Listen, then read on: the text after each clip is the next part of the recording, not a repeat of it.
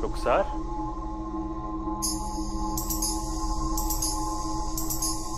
रुखसार,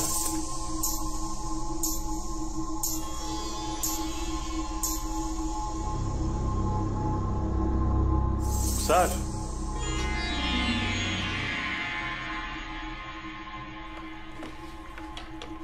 रुखसार,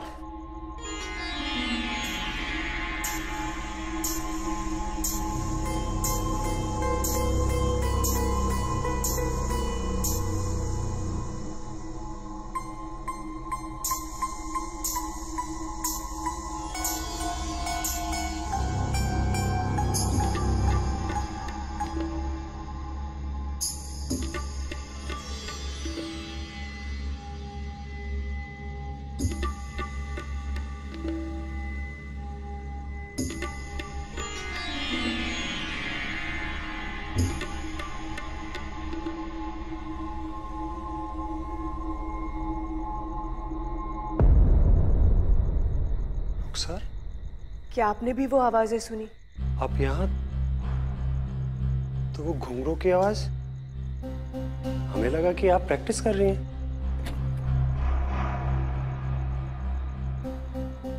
नवाब साहब, वो घुंघरू की आवाज आ रही है। हाँ मैंने भी सुनी। लेकिन कहाँ से आ रही है ये नहीं पता। आप आराम कीजिए, मैं देखता हूँ। जी शुक्रिया।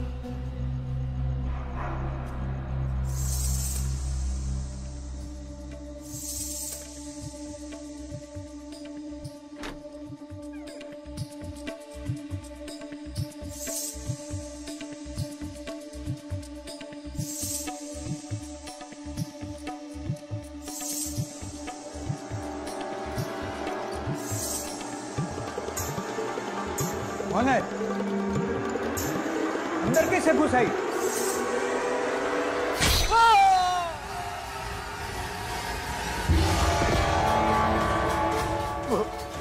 वो सबको मार डालेगी। नवाब साहब, प्लीज।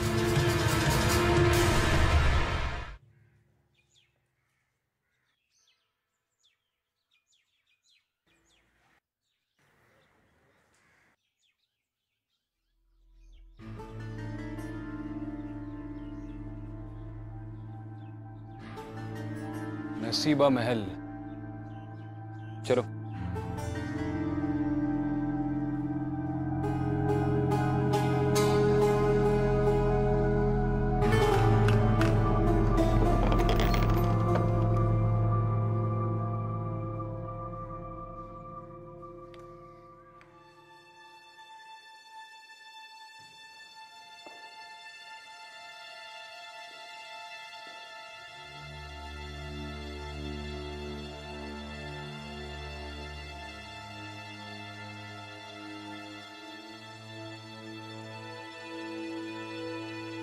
आइए।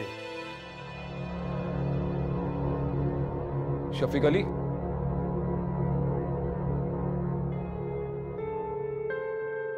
ये हवेली हमारी पुश्तैनी है। हमारे परदादा नवाब अली मिर्जा साहब इस हवेली से बहुत प्यार करते थे। किसी जमाने में इसकी महफिलें बहुत मशहूर हुआ करती थी। खैर, कुछ साल पहले हमारे अब्बा हमें दुबई ले गए। हम वहीं पे पले बड़े। हमारा निकाह भी रुखसार के साथ में वहीं हुआ और हमारा बेटा आदिल, वो भी वहीं की पैदाइश है। हमारी बेगम और हम अक्सर इंडिया आने की बातें करते थे। हमारी दादा की डेथ के बाद ये हवेली बंद थी और आदिल भी बड़ा हो रहा था, तो हम दोनों ने सोचा क्यों ना आदिल को कुछ साल इंडिया में बड़ा किया जाए। और इसलिए आप अपनी पुश्तैनी हवेली में रहने के लिए चले आए? जी, इनफैक्ट हम नवाब हैं और हम यहाँ आना भी चाहते थे। इस हवेली को सड़ने से बचाना चाहते थे। लेकिन जिस रोज हम यहाँ आए उस रात को कुछ अजीब सी चीजें हुई। यहाँ सेंट्रल हॉल से कोई घुंघरू की आवाज सुनाई दी। उधर क्या हुआ है ये देखने के लिए हमारा चौकीदार वहां गया तो उसका कत्ल हो गया। हम सब लोग बहुत परेशान हैं। लोग कहानियां बना रहे हैं और इस शहर के सभी लोग बातें कर रहे हैं कि इस हवेली में कोई बुरा साया है। हमारी बेगम एक पल भी यहाँ रहना नहीं चाहती। आप प्लीज दोनों इस मिस्ट्री को सॉल्व कीजिए। लेकिन एक सच्चाई हम आपको बताना चाहते हैं कि हमें पुलिस वालों से कोई उम्मीद नहीं है। कल रात को हमने उन्हें फोन किया तो उन लोगों ने यहाँ आने से साफ इनकार कर दिया। इनकार कर दिया? जी। अब आप भी बताइए कि हम अपने ये खानदानी महल को कैसे छोड़कर जाएं, कैसे भाग जाएं यहाँ से? उन्होंने कोई वजह बताई यहाँ पे आने से इनकार करने की? विक्रांत जी, अगर वजह पता होती तो हम बता देते आपको। ठीक है शफीक साहब, आप चिंता मत कीजिए, अब हम आ गए तो इस मसले का हल जरूर निकालेंगे।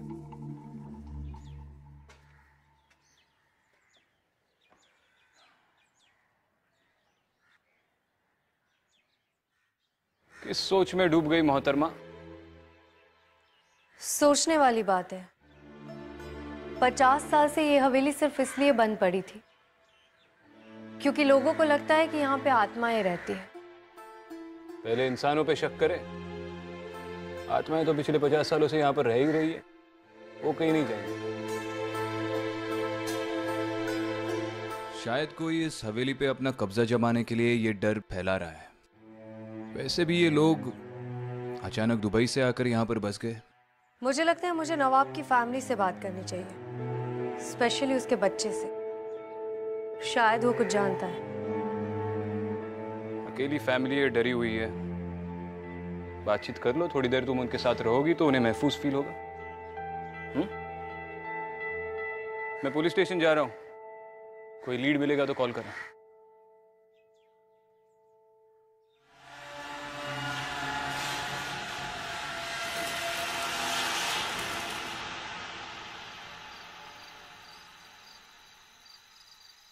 अम्मी अम्मी चलो ना, अम्मी प्लीज इस घर से चलो ना, अम्मी चलो ना। हम चलेंगे यहाँ से।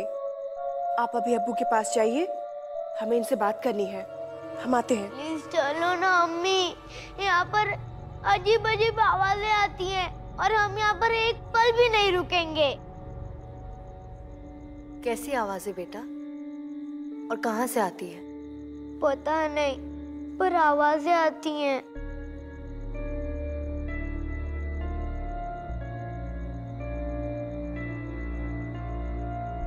आप नवाब से की बातों में मत आइए, वो बहुत बड़ी गलती कर रहे हैं।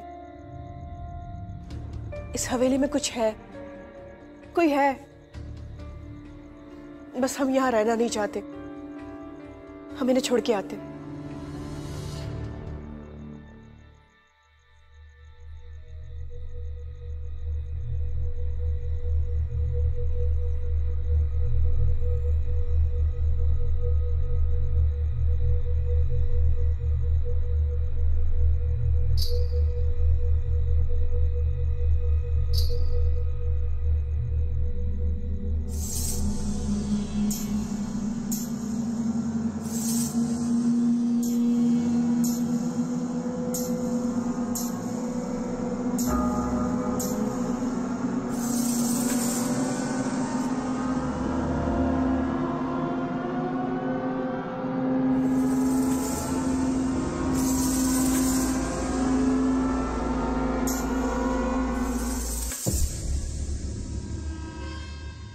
चौकीदार के बारे में हमें क्या क्या पता है? सर ज़्यादा कुछ नहीं, लेकिन वो लोकल नहीं था।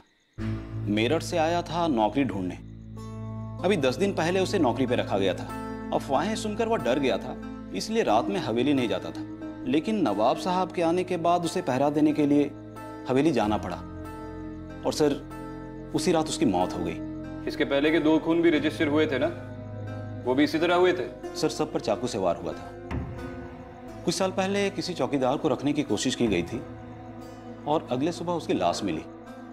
उसके पेट में चाकू घोंपा गया था।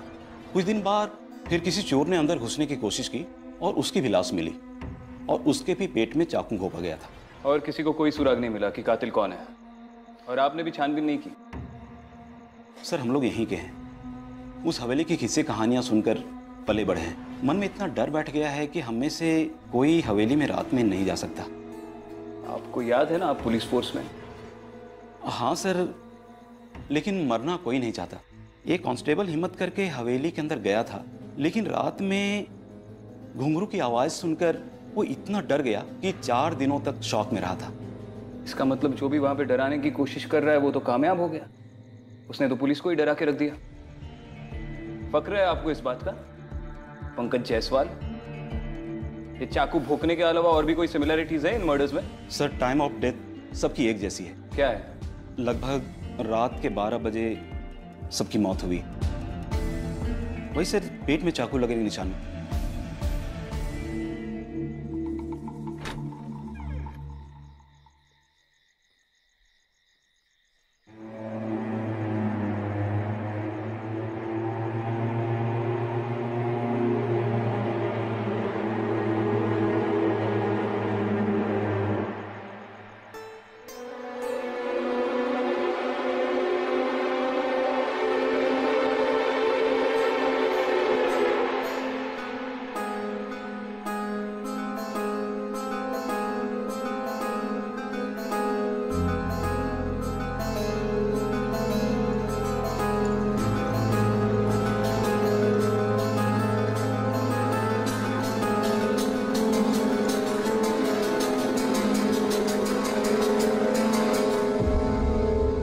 डरो मत, मैं ही हूं।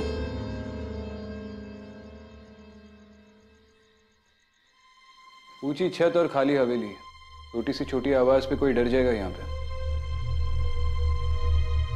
शायद इसी बात का कोई फायदा उठा रहा है बहुत सालों से। तुम पुलिस स्टेशन से इतना जल्दी कैसे आ गए? अरे वो जायसवाल से ज्यादा तो हम ही जान जाएंगे इस हवेली के बारे में, 3-4 चक्कर काटने के बाद।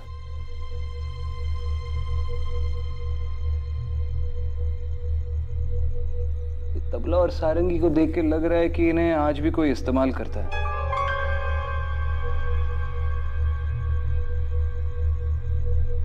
और ये जमीन में फर्क देख रही हो? हाँ, सिर्फ इसी हिस्से में धूल मिट्टी नहीं है। ऐसा लगता है जैसे यहाँ पे आके कोई नाचता है।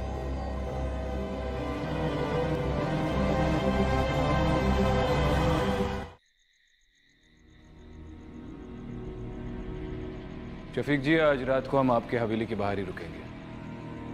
अगर कोई एक्टिविटी होती है तो पता चल जाएगा। लेट्स होप कि आपकी हवेली का चोर आज रात को ही पकड़ा जाए। बहुत बहुत शुक्रिया आप दोनों का, लेकिन आप रुकेंगे कहाँ? उसकी चिंता आप मत कीजिए, बस इत्मीनान रखिए। Good night.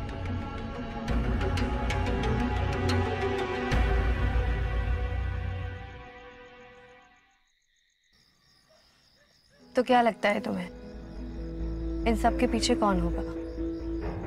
कोई इंसान या? पता नहीं, लेकिन आज रात को पता चल ही जाएगा। 12 बजने वाले, अभी तक तो कोई अंदर गया नहीं, तो अंदर चलकर इंतजार करते हैं।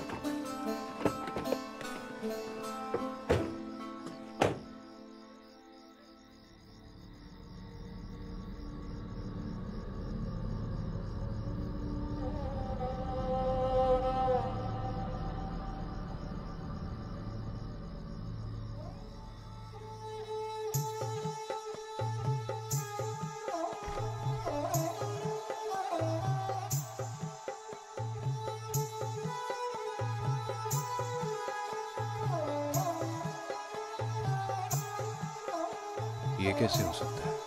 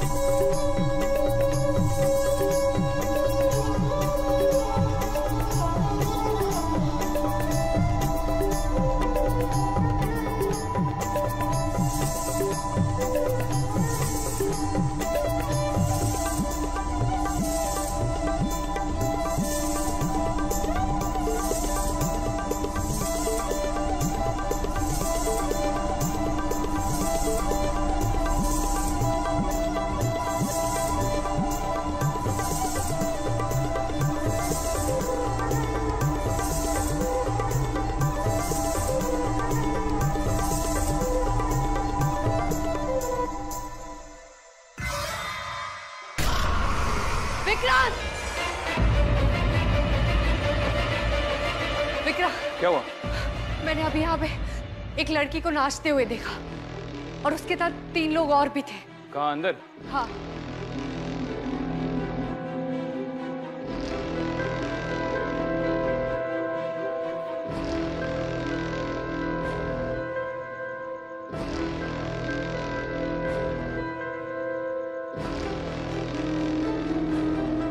अंदर तो कोई भी नहीं है और इतनी जल्दी तो कोई छुप भी नहीं सकता। विक्रांत वो इंसान नहीं थे, वो आत्माएं थी।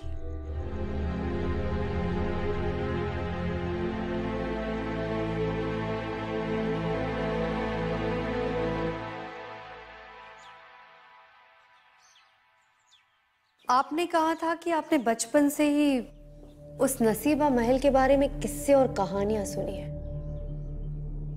मुझे वो कहानी जाननी है।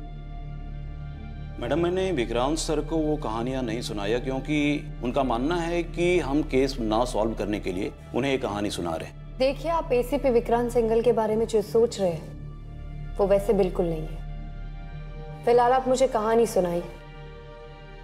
अगर इस कहानी का नसीबा महल से कोई संबंध है तो मेरा ये कहानी जानना बहुत जरूरी है। मैडम, ये कोई लगभग 50 साल पुरानी कहानी है।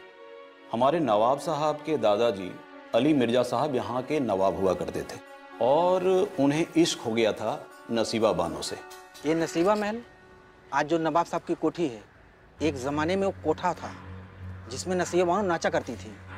अरे मैं तुमसे ये पूछ रहा हूँ कि आज की तारीख में तुमने उस कोठी के आसपास कुछ अजीब होते हुए देखा है? 50 साल पहले की बात नहीं कर रहा हूँ मैं। आज वहाँ जो कुछ भी अजीब हो रहा है उसका ताल्लुकात तो 50 साल पहले से है जनाब। नवाब साहब को नसीबा बानो से इश्क हो गया था। नवाब साहब नसीबा से निकाह नहीं कर सकते थे क्योंकि वो तबायब थी, लेकिन नसीबा ने ठान ली थी कि वो उनकी बेगम बन के रहेगी, चाहे दूसरी ही सही। लेकिन नवाब साहब ने साहब कह दिया कि कोठे की तवायफ उनकी बेगम नहीं बन सकती और वो वहां से चले गए। बाद में नसीबा, वो नाचने गाने वाली, वो गुस्से में आकर अपने ही कोठे पे रहने वाले 3 लोग, एक कोठी के आपा, दूसरे तबल जी और तीसरे वो सारंगी वाले, उन तीनों को चाकू से मार दिया और वहां से भाग गई। फिर कहते हैं कि नसीबा चुड़ैल बनकर लौट आई उसी हवेली में और आज भी लोगों को बेरहमी से मारती है।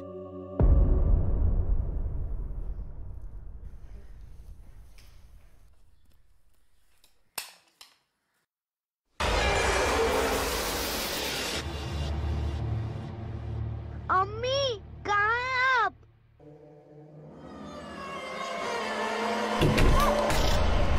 दरवाजा खोलो। आदिल, आदिल।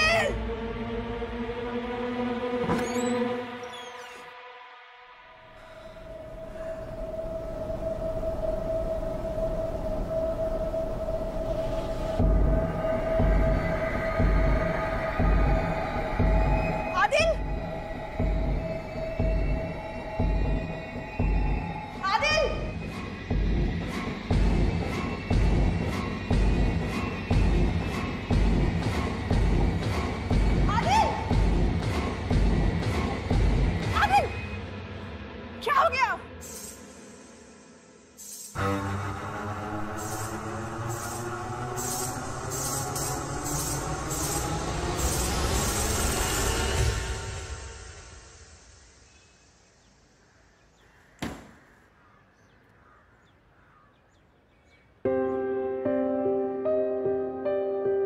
शफीक भाई,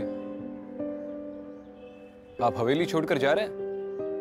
हाँ, वो बेगम और आदिल की सेहत के लिए एटलीस्ट कुछ समय के लिए तो जाना ही पड़ेगा। देखिए शफीक भाई, मेरी शहर में बहुत से लोगों से बात हुई, सिर्फ डरावने किस्से और कहानियां सुनने को मिली, सारी अफवाहें। देखिए, उन आवाज़ों को हमने अपने कानों से सुना है। हमारी बेगम और आदिल ने बहुत कुछ सहा है और उस चौकीदार को भी अपनी आंखों से मरते हुए देखा है। एटलीस्ट उसे एक वहम कहकर हमारी तौहीन तो मत कीजिए। बिल्कुल नहीं, मेरा वो मतलब नहीं था।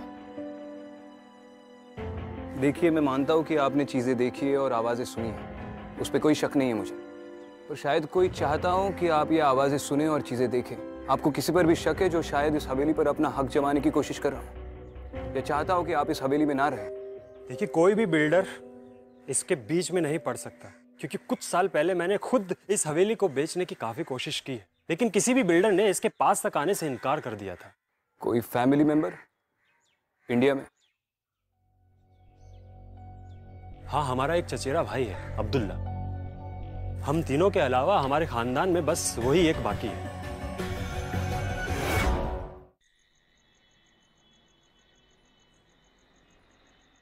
अब्दुल्ला जी, तो आप नवाब शफीक अली के इकलौते चचेरे भाई हैं? जी, और हमें इस बात की खुशी है कि भाईजान, भाभी जान और आदिल को लेकर यहाँ चले आए, वरना यहाँ तो हमारा अपना कहने वाला कोई था ही नहीं। जी, एक तरह से तो आपके लिए अच्छा ही हुआ, लेकिन अब आप अपनी सारी प्रॉपर्टीज पे हक कैसे जमाएंगे? अगर शफीक ना होते तो आप ही नवाब होते। देखिए, एक तो हुकूमत का जमाना गया, भाईजान भी अब सिर्फ नाम के ही नवाब हैं, और रही बात प्रॉपर्टी पर हक जमाने की, तो आप देख सकते हैं कि खुदा का दिया सब कुछ है हमारे पास, और फिर हमें और किस प्रॉपर्टी की ख्वाहिश होगी? नसीबा महल?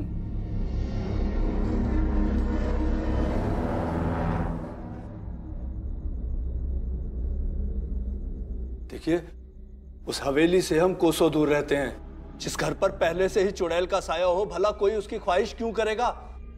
आप हमें अकल से पैदल समझते हैं क्या? बिल्कुल नहीं,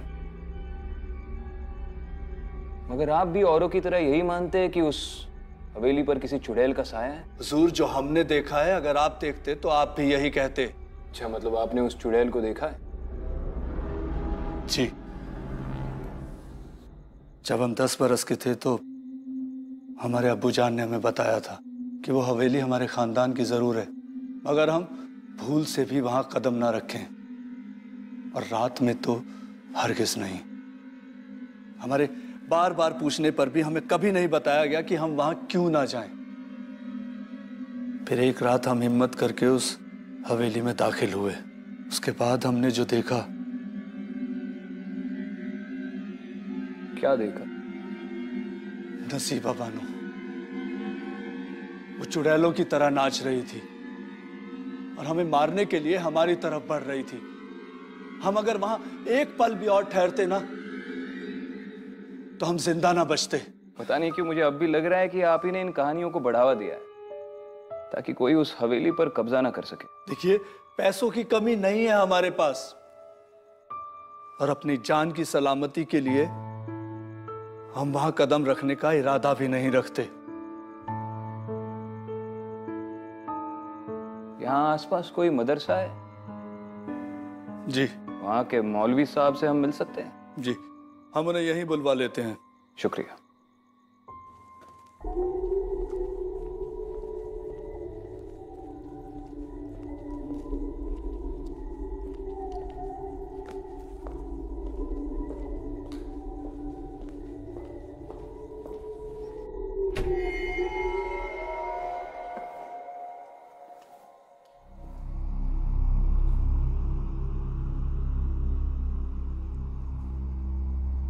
मिस्टर शफीक,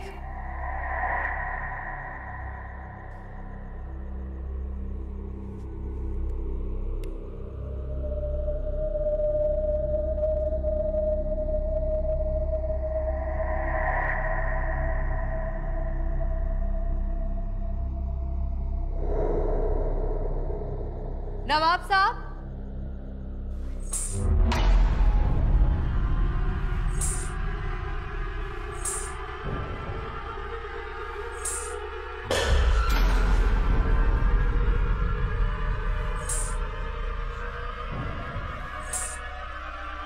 कौन हो तुम? क्या चाहती हो तुम?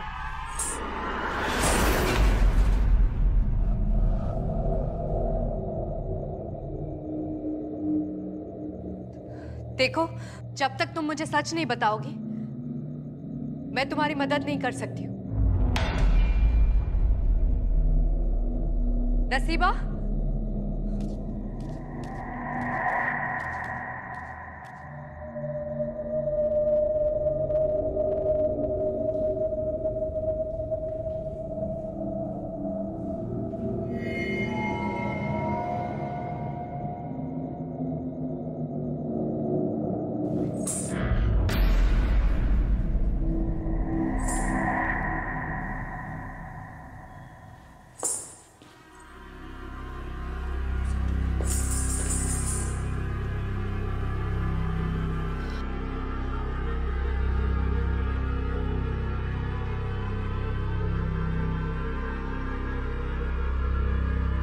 देखो मैं तुम्हारी मदद कर सकती हूँ, बताओ क्या चाहती हो तुम?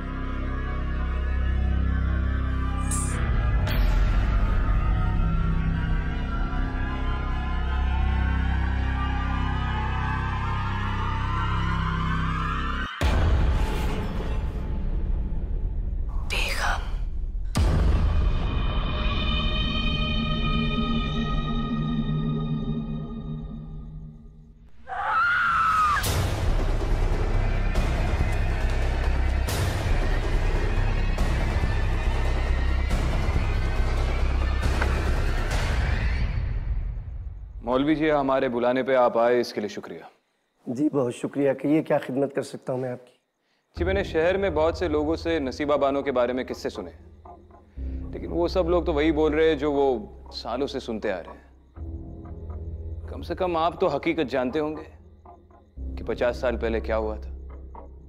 देखिए, अगर लोग कह रहे हैं कि नवाब साहब को नसीबा से इश्क हो गया था तो बेशक ये सच है, और अगर वो ये कहते हैं कि नसीबा को भी नवाब साहब से मोहब्बत हो गई थी तो बेशक ये भी सच है। अरे भाई, भरी महफिल में नवाब साहब ने अपनी शाही अंगूठी नसीबा को पहनाई थी और ऐलान किया था कि वो उससे निकाह करने वाले हैं।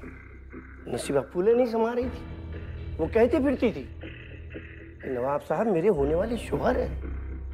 हाँ, मगर लोग तो कहते हैं कि ये सब अफवाहें हैं, ये सब बकवास है। नसीबा तो यहां तक लोगों से कहती थी कि मैं छोटी बेगम बनने वाली हूं, मैं छोटी बेगम हूं, और इसीलिए नवाब साहब ने उस महल का नाम नसीबा महल रखा था। लेकिन अगर वो इतनी खुश थी तो 3 लोगों को मारकर फरार क्यों हो गई? बरसों से मैं खुद इस सवाल का जवाब ढूंढ रहा हूं कि नसीबा को अगर नवाब साहब से कोई रंजिश थी तो वो उनका कत्ल कर सकती थी, उनको मार सकती थी, लेकिन नसीबा ने ऐसा नहीं किया। मगर बदकिस्मती की बात यह है कि साल भर के अंदर अंदर इस वाक़े के बाद नवाब साहब का इंतकाल हो गया। शायद वो ये सदमा बर्दाश्त नहीं कर सके। मौलवी जी, ये तो मैं भी जानता हूँ कि नसीबा बानो कोई चुड़ैल नहीं है, लेकिन ताज्जुब इस बात का है कि इतना सब कुछ जानते हुए भी आपने ये सब किसी को बताना ठीक नहीं समझा। देखिए, लोगों को दरअसल हकीकत से ज्यादा किस्से कहानियों का जायका पसंद है, और मैंने बताने की कोशिश की, मगर किसी ने मेरी बात पर कान नहीं धरा तो भला मेरा क्या कसूर है इसमें? शुक्रिया मौलवी जी। जी।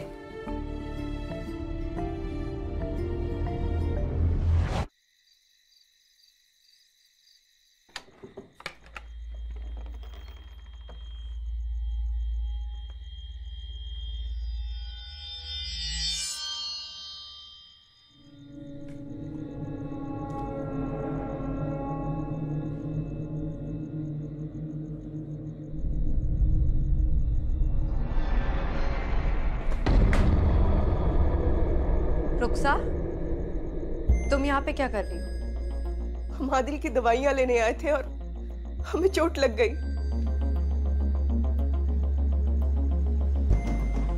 क्या खुदा, ये क्या हुआ?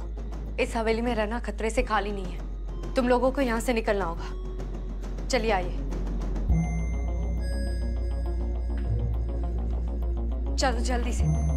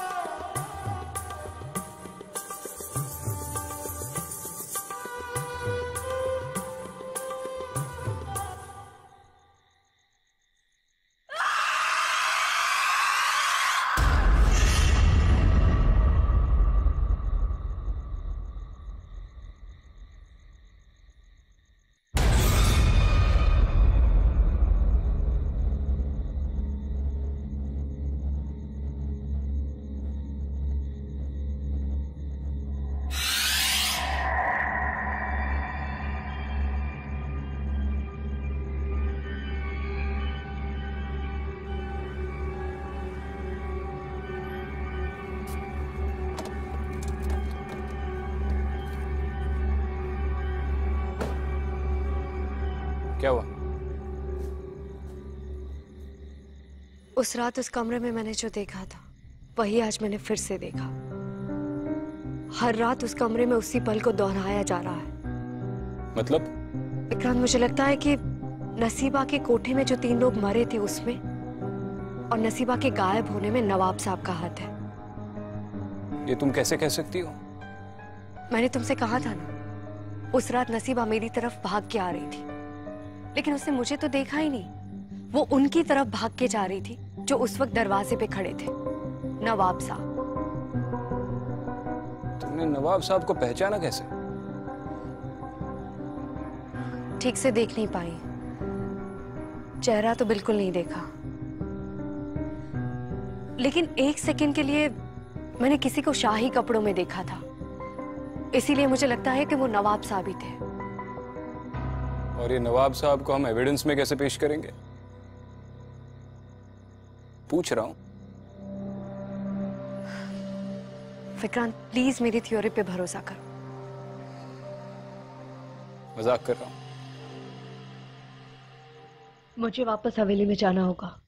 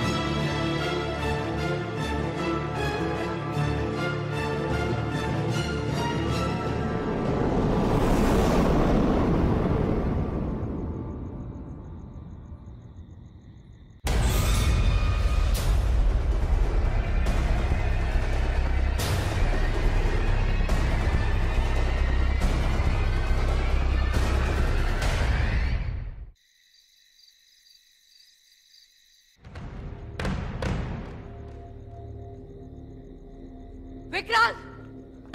विक्रांत! क्या हुआ? विक्रांत, हमें जल्दी से इस दीवार को तोड़ना होगा। क्यों? नसीबा इस दीवार के पीछे है। क्या? तुम्हें कैसे पता? वो सब मैं तुम्हें बाद में बताती हूँ, लेकिन अभी हमारा इस दीवार को तोड़ना बहुत जरूरी है।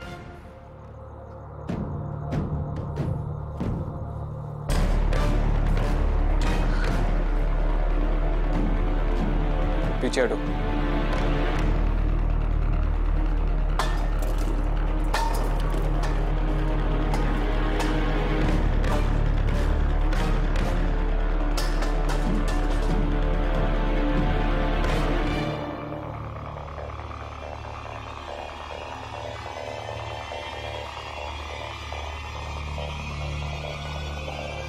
ये नसीबा है।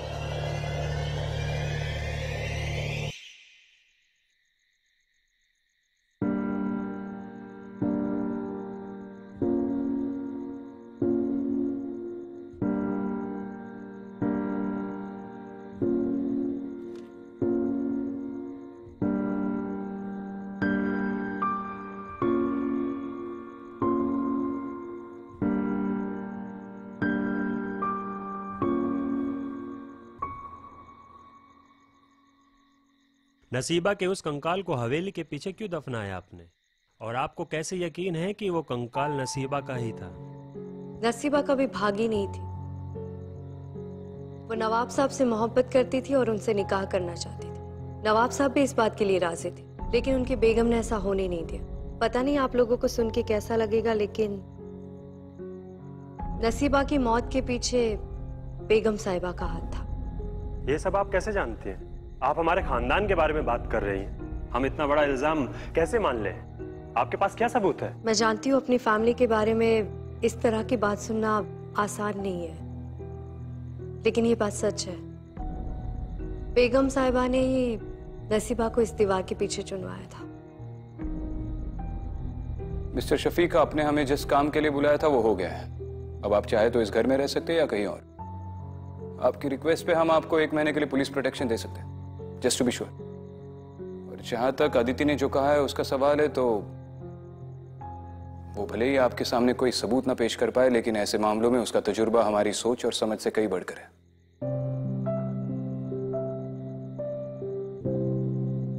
आई थिंक ये लोग सही कह रहे हैं। हमें यहाँ से चले जाना चाहिए। आदिल बहुत डर गया है। वो तो अब यहाँ पर सो तक नहीं पाएगा।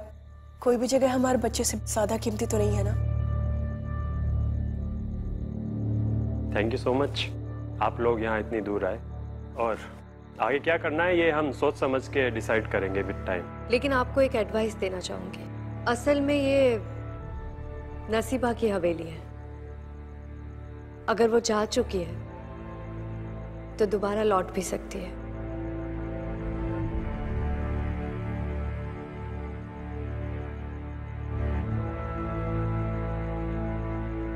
अदिति ने जो भी कहा है सोच समझ कर कहा है। अब इसे मानना या ना मानना आपकी मर्जी है। ख्याल रखिए।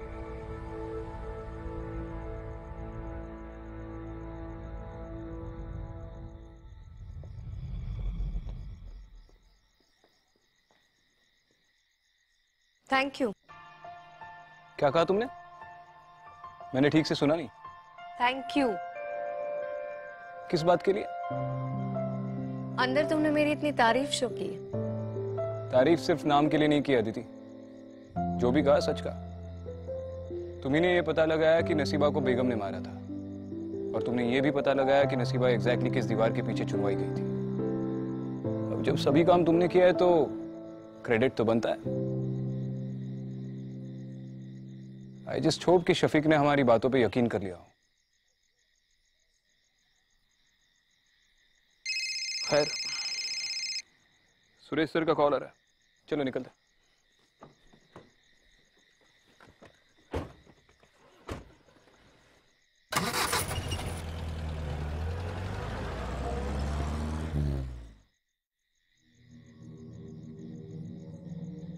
चले।